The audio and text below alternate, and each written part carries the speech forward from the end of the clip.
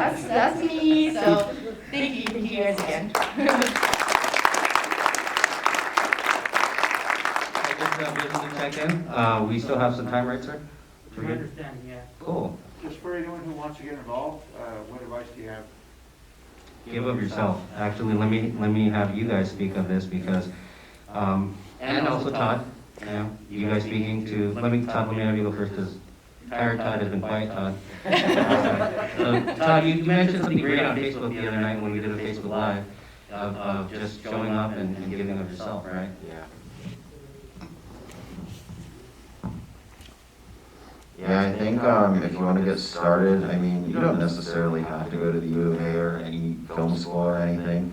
I mean, it helps sometimes just to get some hands-on technique, but there's always something going on in Tucson, whether it's student films or like friends that are doing their own little small projects on YouTube. Anything works. Pick up the cell phone and do something yourself or write something. And a lot of times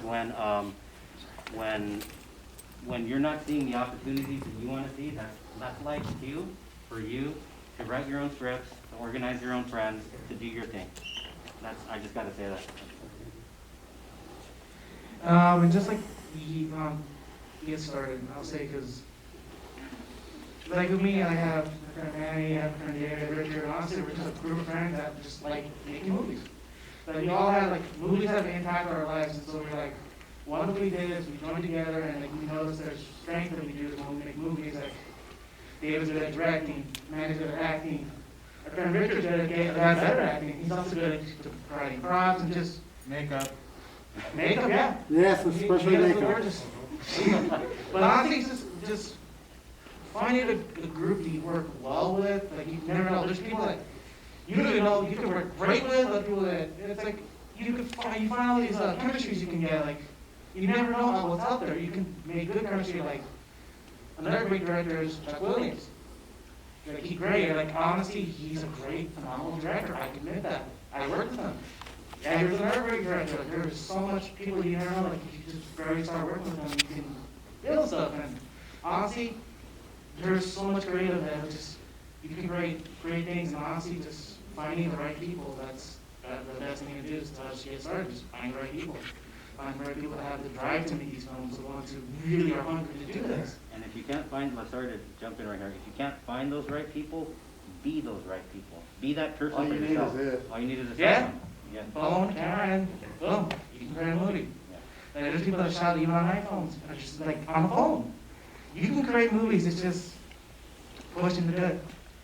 Best thing to do is just find the right people, find people, or make it yourself.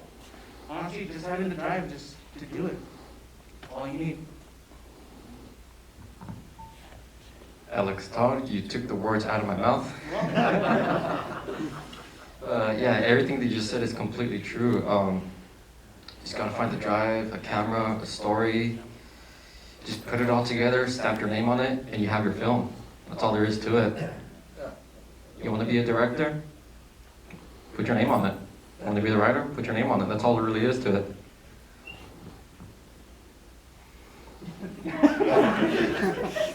Like I said, they took the words out of my mouth. Cool detail you guys want to hear. There's a few, what do you call them, nuggets, golden nuggets, or Easter eggs. There's a few Easter eggs in the movie. So, Natalia and Andres are filling out the application, and he's saying, "Hey, I'm scared to go back to school." Remember that whole scene? There's a person sitting behind Karen or Natalia, right? His name is Brian Malone, actor. In real life, his name is Brian Malone. He's sitting behind her, and then he is also in another scene behind Stefan.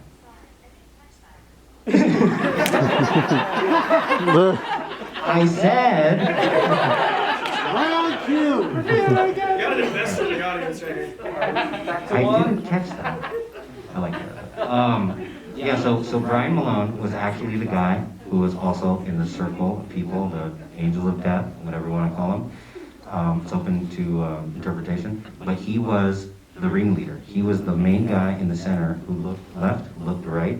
So death had been by Natalia's side literally, and by Andres' side a few times in the film. And then all of a sudden he's the ringleader. So Brian Malone, his character, is a physical Easter egg himself. Neat thing. That's great. So, you know, when you give it another watch and whatnot, so. Any more questions or comments, concerns? Well, Actually, this is actually my third question. Since Chuck and I had pretty much had like the same thought process and curiosity for my second question, but Yes, sir. I know that there was like one particular line of dialogue from Natalia's character, where she said, "You've been with me the whole time," after he had already found out that she had been deceased for that 18-month period that he didn't try to reach out to her anymore. And she said, "You've been with me this whole time." Was that referring to the dreams that he was having? Like he's been with her in his dreams? So what does it mean to you? Because I built in the dreams for it to be a very subjective experience. My wife, of all the weird things in this movie, by the way, it's a weird movie. Of all the weird things in this movie, my wife is most creeped out by the moment Natalia is on top of Andres. She gives him a little peck on the forehead, which, by the way, that was actually mine. Oh, really? Yeah, that was me, because you did it so lightly that it didn't register on the audio show. Yeah, I got in the closet and I did that. So, but the thing is, my wife was more creeped out about her being above him, and then he wakes up and there's nobody there and there's nothing there. So then the question is, okay, had she been hovering above him in all those other scenes? Is the camera her point of view?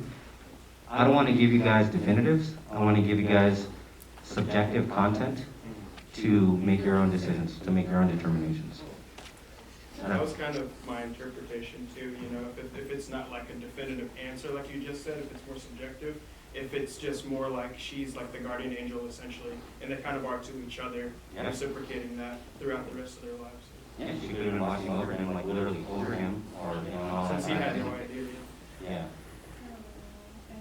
Yes. I have to tell you, I didn't know it was called a physical Easter egg, but I pick up on stuff like that. So I saw him Oh, you saw him? You caught him? all three Good. times. Good. And that's what flipped me out in the wedding scene. Because I'm like, who's this woman in the back? Yeah. I had no idea what she represented because I picked up on the man. Yeah. So I was like, The bringer of, well, now I thank you kept for looking picking at up him, on I'm that. like, who is that? Yeah, thank you so much for picking up on that, because very, very few people do. So they're just little things that I put in there because I like to play with the audience and take you guys on this roller coaster. But so I'm sorry, what was the other part of your question? Like the woman? The woman in the back, like, because I saw the man around the Karen and, I don't remember the other guy's name. I guess we can call her the bringer, the bearer of bad news. The gateway to bad news. Which I picked that up on her face, but I was just like, I don't know why you're like a auntie, like what's... Yeah, yeah. That's she basically verbally and physically communicates. Something's really, really wrong. Right. Really Yeah, and wrong I in do that have sense. to say that everyone Frozen was done unbelievably well. Like, I know like when you focused in on Karen with having someone's hand on your face and Yeah. not moving your eyes or even the flutter of your eyelashes, like just complete Yeah. solid stillness, you did an amazing job. Thank you so And much. everybody else did too, like to remember to completely freeze. Humberto right here, he was also in the background a few times at the coffee shop. And a lot of times also, you have, if you guys are paying attention to the backgrounds, I'll call them Easter eggs, but also there's, and I don't mean this in a mean way, but I also call it actors recycling themselves by coming back in and always playing. Like we had some Pima Community College students that were in Rome, right, with Andres, right? But the thing is, I'm never gonna turn away somebody who's hungry to be in a movie. My whole attitude is, okay, let's figure out a way to work you in. I'm gonna try to pay you. You're at least I'm gonna try to feed you, but let's figure out a way to work you in. And so that, somebody who wants to just be a jerk and criticize that, so, oh, well, look at this movie, it's so broke that you're repeating the same old actors. I'm gonna flip that around, as it's been brought to my attention. It's very important for me to make this point. That's a testament to how bad people want to come out and just be a part of something and make something here in town. And so, you know, if you were paying attention to those things, yes, you will catch them. But that goes back to my point of being grateful to everyone who came out every single time. So, but good catch, by the way, on Brian Malone. Look, Besides Tucson and or Arizona and or our country, was there any other locations that were filmed? Because I noticed there was some scenes where it looked like there was some like tourist attraction ruins. yeah, so I want to thank the people of Rome. I want to thank the people of France. I want to thank the people of Barcelona, Madrid, Sevilla. Where else did we go? Puerto Peñasco, Rocky Point. The governments and the people. But here's the thing. Here's the thing. I'm actually being a smarty pants because when we travel, and those are actually vacation photos and videos for me and my wife, take one of these magic little things and you film a movie. And then it ends up in this movie. And it serves a narrative of Andres' character of saying he traveled, he did all those things that Natalia pushed him to do. And I told my wife, I'm like, let's put this in the movie. And she's like, yeah. And actually my wife was actually in a few of those clips too. It's like her fate was his muse almost. What's that? It's beautiful. It's like her fate was his muse. Yes. Forward. Yeah. Was that the first time you jumped out of a plane? Me? No. Yeah. You know, I think so. We got. Very surprised. Yeah. we went skydiving and I was actually in the background too there, but like you can, like I'm literally there for like 10 frames, not even a full second. But yes, we did go skydiving. Got the job, he was gonna have to do that at the end? Yes. Okay. Yeah, he knew that. And he was a great sport about it. Here's the funny thing, I actually ended up liking it more. Because I never skydove, and we would have waited all day because it was just him. So the skydiving instructor says, hey, what about you? And I'm like, what do you mean, what about me? Why are you looking at me? And he said, well, because we need 2 of you guys to go up and balance out the plane. I didn't know that. So that's how I roped myself into doing this. And I'm like, all right, this is going to get us out of here faster. And so we did, and that's how that happened. And it was my first time, I think it was his first time. Hay unas preguntas allá arriba en español. De la familia de Karen. Questions of... Sí. ¿Dónde filmaron la escena del mar? El mar, en Puerto Peñasco, en Sonora, México. Y que nos queda 4 horas de aquí, gracias a Dios. Where was the ocean film? That was Puerto Peñasco, Rocky Point, 4 hours away. That was one day trip, like that was a long day, but you good? You got enough time? Good. Okay, cool, thank you brother, appreciate that. Otra pregunta. Manny, ¿cómo estás? Manny is my super fan. He was really pumped about this movie. I met him and his wife over here at the Olive Garden. They're hungry, they want to go eat, and I'm like, no, come watch my movie first. First, I want to say congratulations, you guys did a good job. Thank you, man. So we like it, so está muy suave la película. Thank you for coming, guys. Tengo una curiosidad. Man. Por ejemplo, miré que parece que subieron el cerro de la A, ¿no? Algo así. Ok, a Rocky Point. ¿Por qué no es una curiosidad, ¿por qué no mirar? Se miró, por ejemplo, que iban para el cerro de la A, por ejemplo, Rocky Point, nomás se miró el agua, no se miró. Me imagino que a lo mejor hubiera estado mejor si hubiera sido un poquito, que se hubiera visto, ¿no? Algo así, no sé. La ciudad entera de Rocky Point. Ajá, imagen de Rocky Point, de cerro de la A, por ejemplo, el hospital, ¿qué hospital fue ese? Ese hospital fue Banner UMC, el de la universidad. ¿En la universidad? Sí. Y lo de Rocky Point, simple y sencillamente necesitábamos el mar porque el mar representa la rejubilación en la literatura de los griegos y de los romanos. Estamos hablando de literatura de 6,000 años para atrás. Y es por eso que quise el mar, me encanta poner el mar en el cine. No, sí, pero te digo, una toma como por ejemplo Rocky Point, hubiera estado un poquito mejor, hubiera estado más padre la toma, ya sea el mar, pues, lo que es el Rocky Point, un poco de Rocky Point, por decir así. Porque ya ves que en otras movies, pues dijeron que miras y, por ejemplo, si estaban en el hospital, sale el nombre, ¿no? Y me imagino que es mejor, o a lo mejor te lo prohibieron, ¿no? Sí. Karen te tiene una respuesta, man. A ver. Ya, yo personalmente creo que, a mí conociendo a Edgar y la idea que tenía de la película, yo creo que para él lo más importante era lo que pasaba en la escena y no lo que estaba alrededor. ¿Me entiende?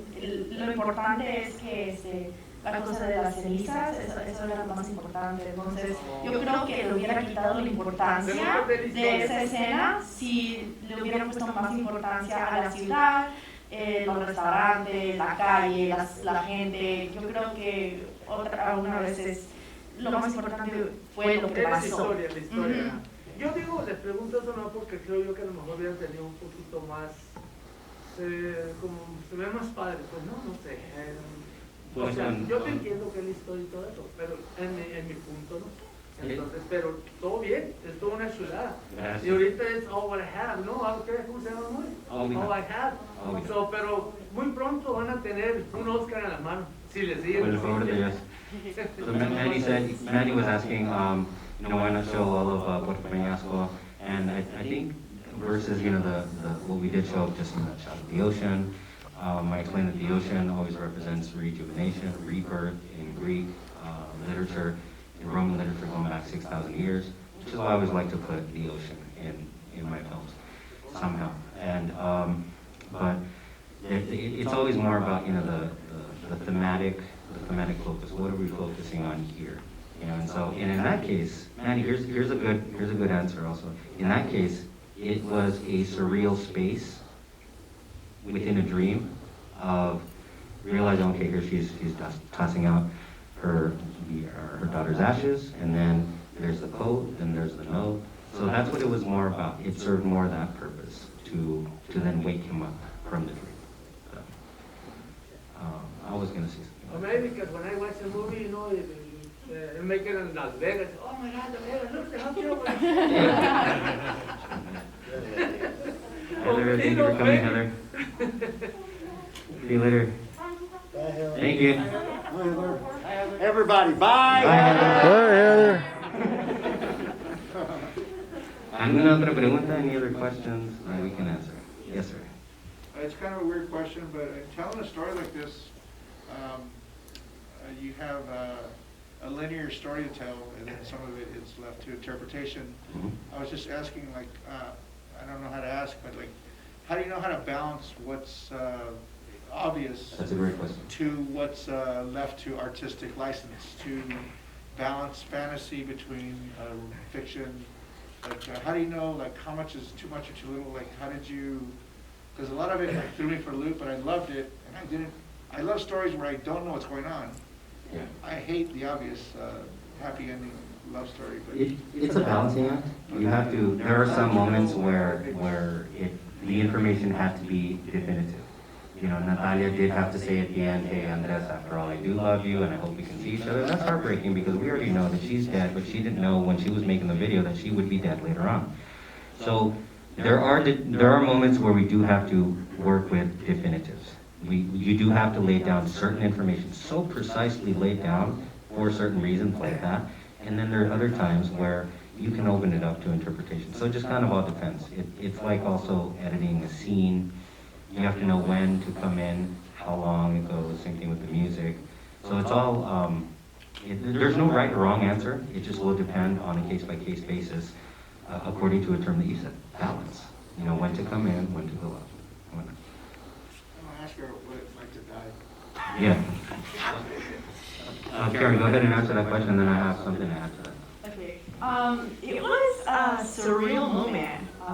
Para mi familia me preguntaron que cómo se sintió morir en la película. It's not a good feeling. I mean, being in the casket. I mean, honestly, they're kind of comfortable. But I mean, obviously, right? You don't want to be dead, right?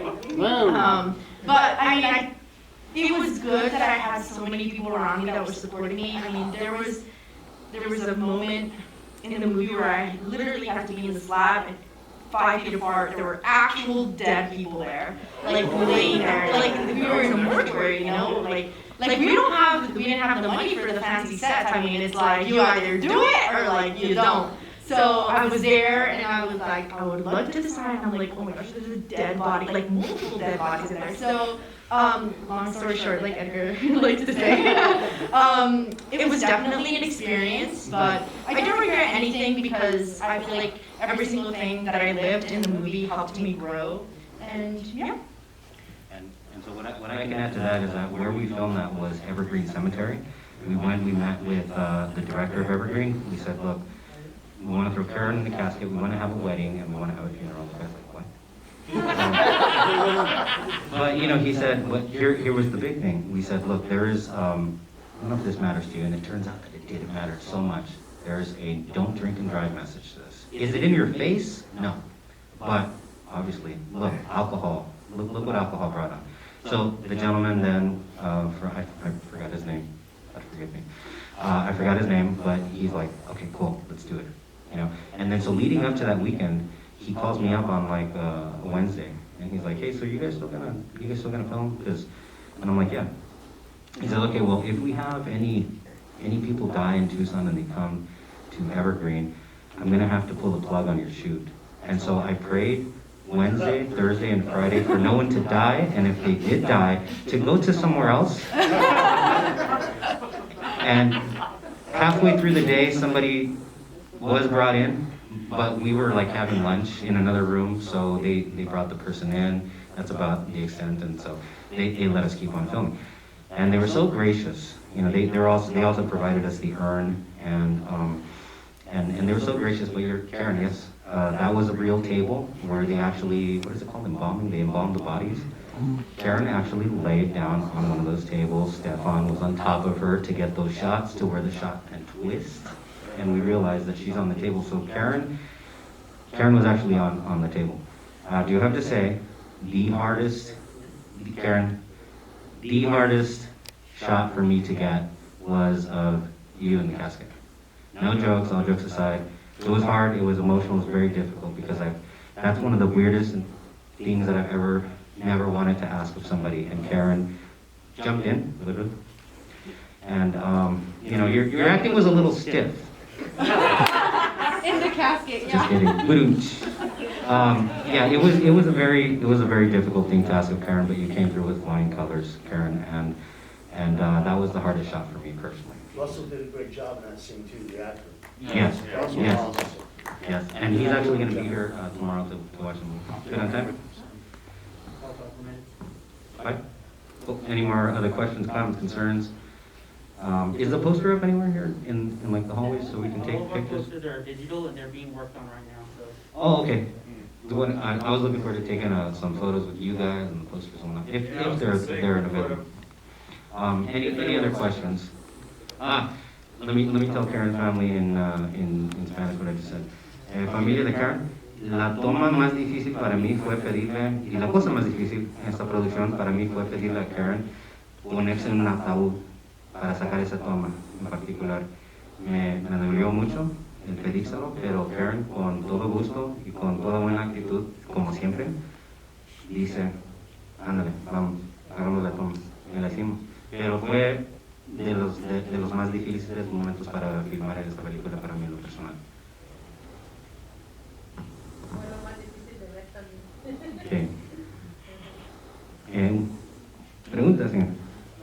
No, el actor tiene que estar disponible a lo que venga. Sí. Yeah, my dad took it really well. I was like, Oh, is that your dad? yeah, that's my dad. Oh, hola, señor. Hola, señor. Like during the That's Karen's dad, everyone. So Karen's dad brought up a good point. Chuck, all the directors in here, actors, he brought up an amazing point. He said, all actors and actresses, you gotta be ready for what's coming your way. You have to be like, we all heard the stories of, no, I'm not gonna do this, or, okay, you know what I mean? But it's about the story, and it's about what the story needs. And so that's a great point. Muy buen punto, señor. Muchas gracias por. Any other questions, comments, concerns? So anyway, let's go ahead and close out, you guys. My final message is thank you so much. You guys could have been watching Denzel, but here you're watching Karen on the screen, Stefan. And so thank you so much for supporting independent cinema. I look forward to doing more of this, to proving that we can tell good stories here in Tucson with the resources at hand, with the people at hand, even if it's low budget or whatnot. But I look forward to doing more of it, and I thank you so much. I can't thank you enough. for just choosing, you know, to say like, you know what, I'm gonna support these people and this crazy vision right here. And again, once more, we can support Harkins by telling people, you know, if you guys can call up 3-5 people tonight, maybe tomorrow morning, hey, there's this movie, I know you haven't heard of it, please go watch it. You know, it'll get you. It'll give you the feels. And so if you guys can do that, that would be great. It takes 2 seconds to share on Facebook. That's true. Mostly I'm saying this to all my friends, but also to Edgar's friends too. 2 seconds, share, That's right. post, that's it. And it does so much. Any closing messages? Karen, any closing messages? For me, just again, thank